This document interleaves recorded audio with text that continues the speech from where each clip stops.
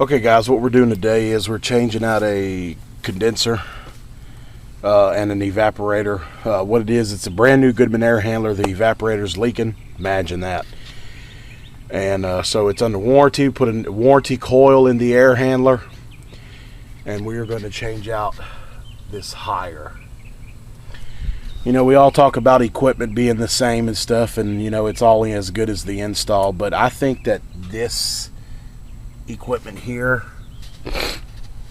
is the exception. This is just junk. The liquid line's too small. It's 1/4 inch, so we're going to replace the liquid line, and we're going to put her a heat pump because she's electric and this is not a heat pump. Alright guys, we got everything disconnected. This is just a bad situation. I mean, you know,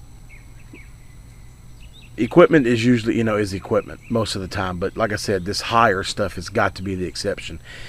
I mean, this is the biggest piece of junk I've ever saw. I did some work on it for her last year, and I mean, this thing is just, it's junk. I mean, this has got to be the exception. This is R22. We're going to 410A because the air handler is made for 410A. And we're going to a heat pump because she's electric, so she needs to have a heat pump. I think if you look, I put a capacitor in there last year, I believe. And you know, it's just a sad situation. Got a 1/4 inch liquid line right here. That's not going to cut it, so we're going to clean this concrete off the best that we can. And my dad is delivering the new unit to us, and it's a Goodman. We're gonna go Goodman. You know, just since the Goodman air handler is so brand new, we're gonna match the system up, and hopefully she'll be in better shape when we get through. Guys, here's our evaporator that was leaking. Yes, it is aluminum. The aluminum ones do leak too. It just seems like whatever Goodman does, they just cannot get it right. We're gonna blog about Goodman. There's gonna be an upcoming blog about Goodman. They just can't seem to get it right. So waiting on my dad to get here with the new coil and the condenser, and then we'll finish up. Alright guys, things are coming right along. We got the new Goodman in place. Had to do a little piping with the bender. We ran the new liquid line and a new thermostat wire because we're going to a heat pump. Got the vacuum going. Dropping.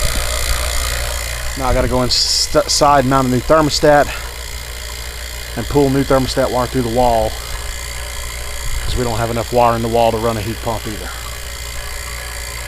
So we're going to let the vacuum run and go do that.